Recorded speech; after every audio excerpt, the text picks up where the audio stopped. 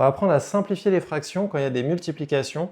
Ça, souvent, il y a plein d'élèves qui ne savent pas le faire et c'est dommage. Donc la plupart des élèves, ils vont juste calculer comme des bourrins quand il y a des fractions un peu comme ça va faire des énormes nombres. Il va falloir simplifier et ça va prendre plein d'étapes. Alors que si tu sais simplifier, pour moi, un élève qui simplifie bien les fractions, c'est un bon élève en termes de calcul. Donc ça donne une bonne image. Donc franchement, c'est un bon investissement. Dès que tu vois des fractions, si tu vois des simplifications, fais-les. Donc je m'explique, on va voir ça tout de suite. Donc ça veut dire quoi simplifier? Ça veut dire que quand il y a des multiplications partout, si tu vois qu'il y a un même nombre en haut et en bas, tu vas pouvoir les barrer directement sans avoir à faire la multiplication, d'essayer de calculer combien ça vaut 45 fois 49 ou 14 fois 27. Ça, c'est inutile. Donc là, est-ce que 14 et 49, est-ce qu'il y a une table en commun entre ces nombres?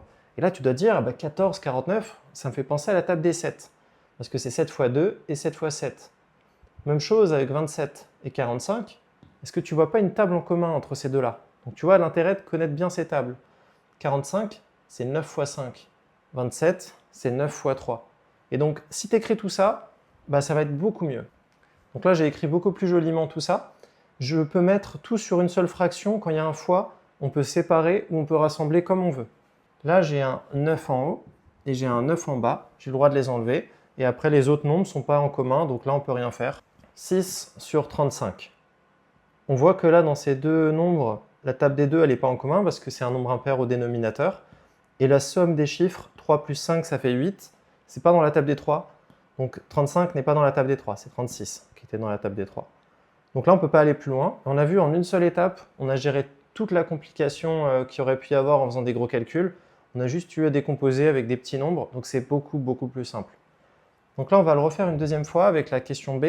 Donc la question B, c'est un peu plus subtil parce qu'il y a aussi une addition. Donc là, le petit piège, voilà. J'espère que ce que tu ne vas pas faire, c'est écrire que 7 plus 3, c'est 10 cinquièmes. Et 10 cinquièmes qui fait 2, ça c'est un gros piège. Voilà. Les profs, ils aiment bien des fois faire un petit piège vicieux, alors que non. Ce qu'il faut voir, c'est que la priorité, c'est toujours le fois. Le fois, on le fait toujours avant le plus. Donc on doit d'abord gérer cette partie-là. Alors, vu que je viens de te montrer ça, là, j'ai pas envie que tu fasses 33 fois 11, 33, 5 fois 6, 30. Voilà, on aura 33 sur 30. C'est pas très grave, mais je veux pas que tu fasses ça, je veux que tu prennes une nouvelle habitude, c'est de te dire, est-ce qu'il n'y a pas des nombres en commun entre le haut et le bas en termes de table? Et là, normalement, tu vois que 3 et 6 sont tous les deux dans la table des 3. Donc ça aurait été bien de le voir, comme ça va être beaucoup plus simple, on va pouvoir faire des simplifications. Donc là, c'est moins impressionnant qu'ici, mais c'est bien de prendre cette habitude, comme ça, dès que tu vois que tu peux faire des simplifications, tu auras toujours le réflexe. Donc là, si tu remarques, 7 cinquièmes, je le recopie, et là, on a 3 fois 11, on peut mettre une seule fraction, on a le droit, vu que c'est un fois, 3 fois 11 sur 5 fois 3 fois 2, et là, le 3 il disparaît, parce que c'est le même en haut et en bas. 7 cinquièmes plus 11 dixièmes.